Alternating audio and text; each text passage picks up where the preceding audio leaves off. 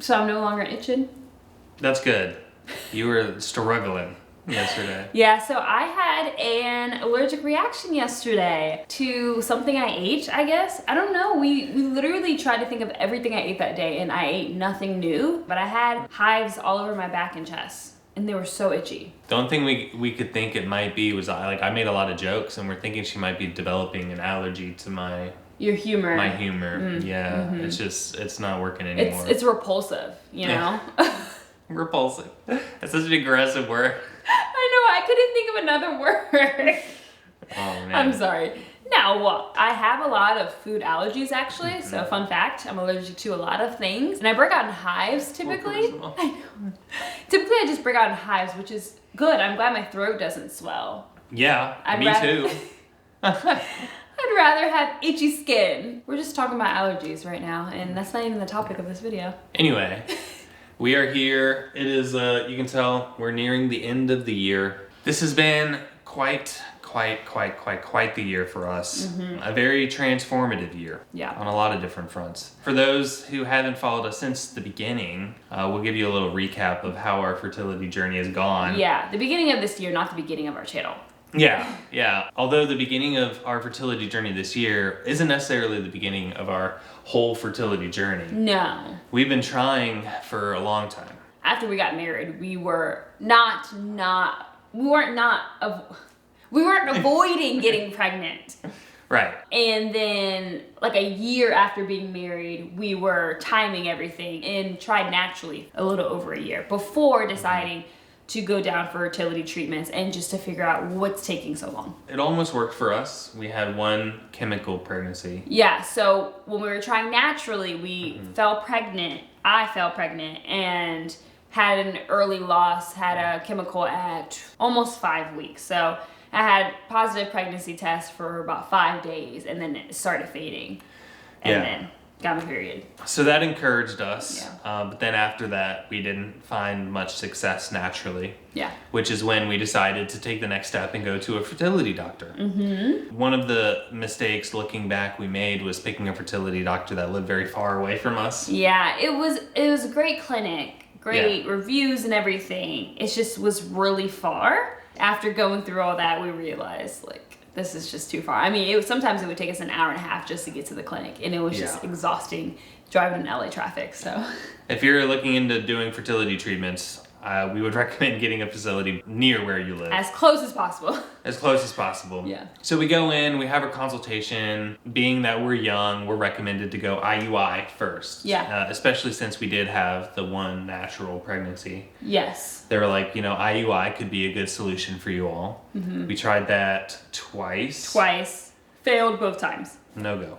And I just didn't want to keep spending money on IUI when IVF increased our chances dramatically. I mean, IUI's chances were barely better than trying naturally, so. I know.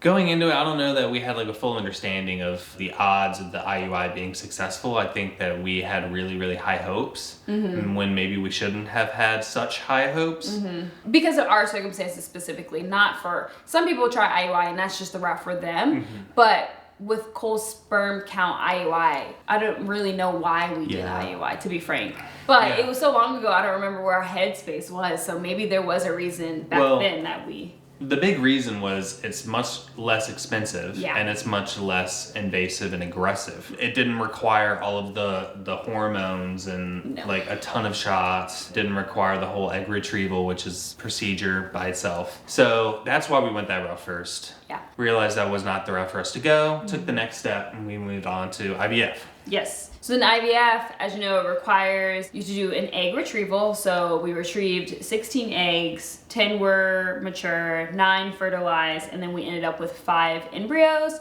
on day 5. And then by the time day 6 came, we had 4 embryos because one embryo just wasn't looking good on day 6. He wanted to continue looking at it. So we ended up with 4 embryos, and we did a fresh transfer back in, I don't know, May? Yes. Yeah. Fresh transfer. That one was the chemical. Yeah, so it was successful. I had a positive beta, first beta, the second beta dropped, and he was like, ooh, this is not look like he just wanted to test it again, but I just had a bad feeling again that it was gonna be a chemical. I just knew it. And so then that was a loss at 6 weeks. we lost that pregnancy at 6 weeks. That was really rough. Yes. That was a rough one. It was rough because we were so hopeful and just getting, and that was a clear positive. The first chemical was super faint and I was like, oh, and then it got a little darker, but this was an obvious positive. And so it was very, very hard to deal with that. Yeah, that was rough. I remember that one. Yes, we had our moms come after to be with us because it was just very hard for us after that. Yeah. That being said, on one level, we were still encouraged though, because it took, at least on some level, and we were thinking, maybe like the timing can be slightly different or something. So our doctor recommended a mock transfer. No. What?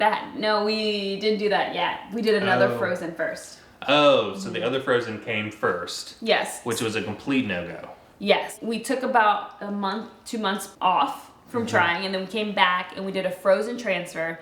And that was a fail. No positive, nothing. And then after that... Right. With that straight up fail, we were like, all right, maybe we need to do some more exploratory stuff to figure out what's going on. The first exploratory thing you can do is the mock transfer. So basically doing everything you would do for a normal transfer where you're actually putting an embryo in, except you don't actually put an embryo in. And what that allows the doctor to discover is if your uterine lining is ready. What's the other things?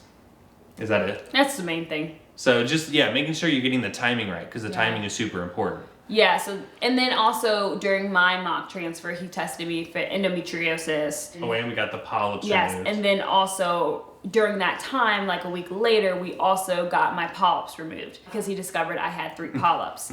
I said we got the polyps removed. You got the polyps removed. I did not have any polyps.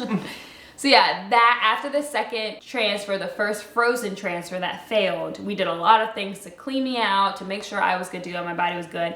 And then we did blood tests and found out I had a slight blood clotting issue, which I recently went to the hematologist about, and he said that he doesn't think it has any connection to chemical pregnancies whatsoever. And that is just something I was born with. And since my mom also has it and she had 4 great, easy, good pregnancies, then I shouldn't be affected by it.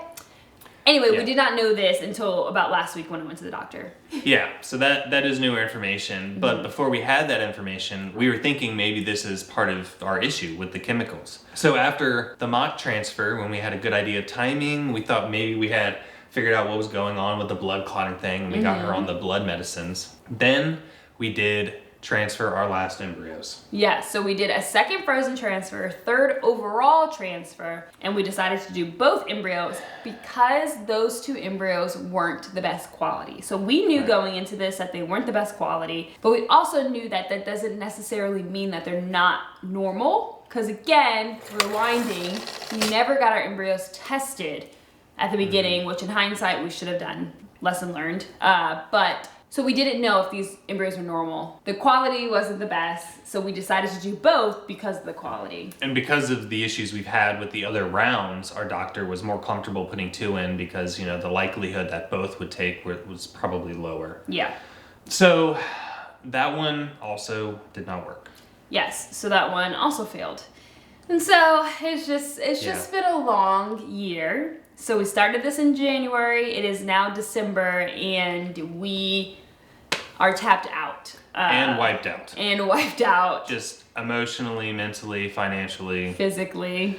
Just wiped out from this whole experience. Yeah. And that's why I said it's been such a transformative year for us. Because going through this process and it being such a long and slow process, you have a lot of time to just kind of think. And just kind of like wonder and start, maybe having to reshape what visions are for your future. Yeah. And so a lot of this year has been about that and like understanding us as parents, what that could look like. And I don't know, maybe having to grapple with the reality that biological children might not be in our future, which is hard. That's a big thing to deal with. Yeah. And go ahead. Yeah, it's been challenging. It's been really tough. So we've had a couple of months to deal with all of this information in the news and figure out where we want to go from here. But for now, we're not saying we're giving up on trying to have kids naturally. IVF, whatever. We're not giving up on that at all. But for right now, we're not doing IVF for a while because physically, I can't do it. Emotionally, I can't do it. Financially, we just need to put our money elsewhere. And so we just are gonna take a break, and who knows how long. Like, we honestly don't even know ourselves when we're gonna feel ready to try again. And of course, we can always try naturally. We're never gonna not try naturally. Between IVF treatments, we will continue trying naturally. So we would never stop trying naturally, and we're gonna continue doing that because trying naturally is fun. That's true. Going down the IVF route again, we just don't know when. And I'm gonna be 30, so I'm still young. My eggs are still fine, and so I don't feel the rush yet. And so we're just gonna take a break. We're just going to take a break for a while, and we've talked a lot about when we get back into it, how do we want to approach that? Like, maybe we just do an egg retrieval just for now, just to have the eggs and the embryos, and then just have them there to be ready whenever we feel we're ready one day down the road. Yeah, so that the embryos are young, though, because they'll use my young eggs, and then maybe when I'm 35, I'm like, all right, let's do this. But then the embryos are still, the age they were 5 years ago. So that is the benefit to doing an egg retrieval sooner. Yeah. All of this process, though, it gives me so much respect for those parents out there who we've heard from, talked to, where they've gone through fertility issues for years and years and years. Like, the strength it takes to do that for 5 years, I can't imagine.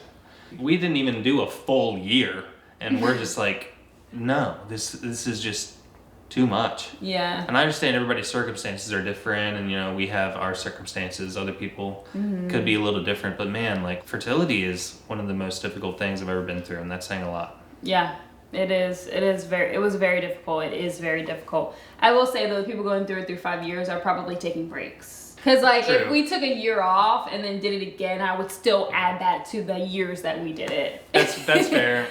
Just the determination though, like. The determination and the strength and like the willpower and the desire to have your children, It's a lot, man. I feel for all my infertile friends out there. Yeah, it's challenging. It's really hard. And so it's just been a lot going through the past year. It's been a lot in our relationship. I mean, obviously it's brought us closer together, but it's forced us to reevaluate things and reevaluate what it means to be a parent. And reevaluate the desire to have children in general, the desire to have biological children. It's just so many things.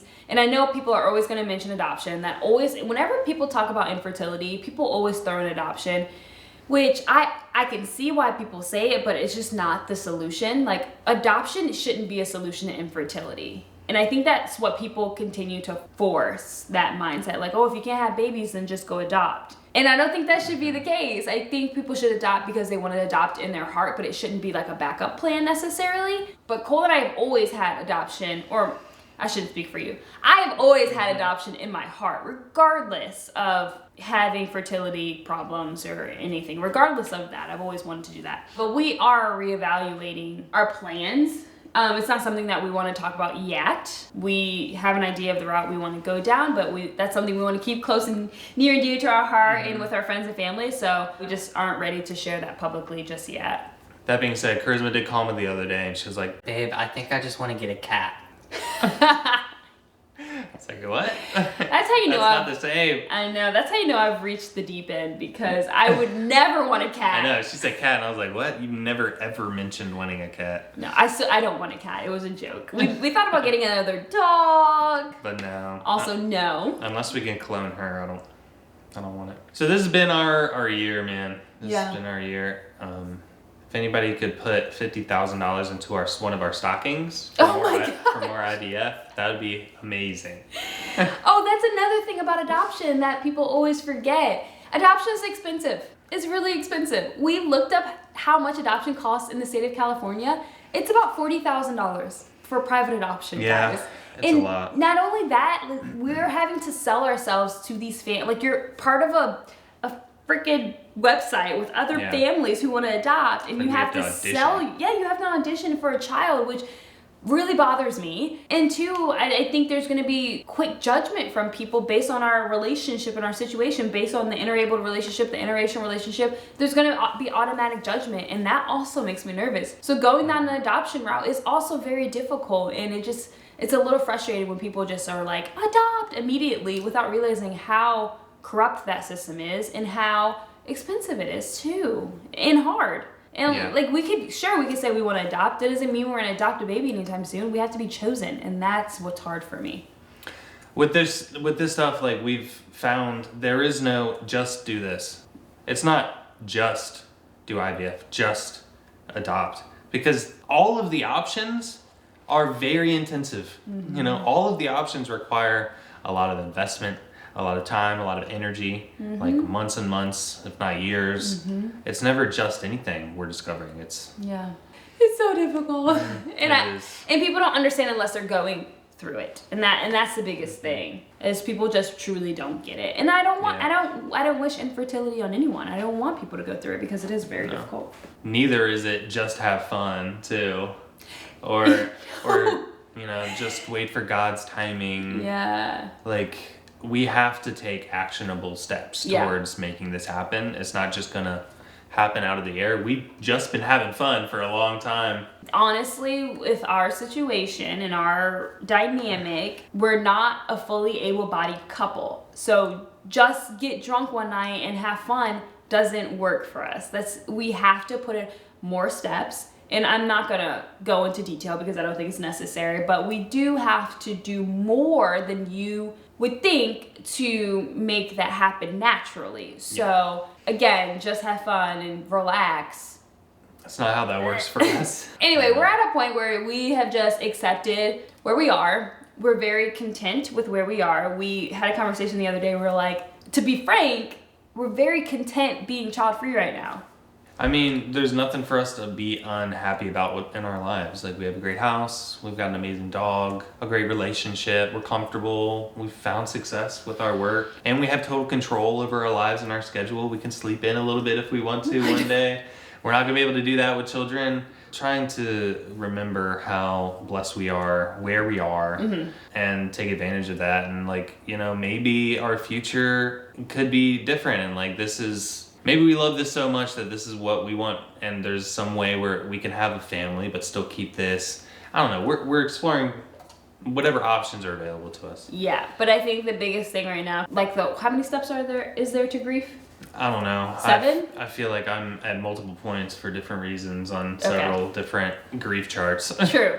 But when it comes to infertility, you have to grieve that, because it is a loss. And so I feel like for me on that grief chart, I feel like I'm finally at acceptance, where I'm just accepting where we are and whatever happens, and that there is a path for us and we'll figure it out. But right now I'm just kind of removing myself from trying to make it happen and just kind of enjoying life where life is right now. And then I know some people are going to say, as soon as you do that, you're going to get pregnant.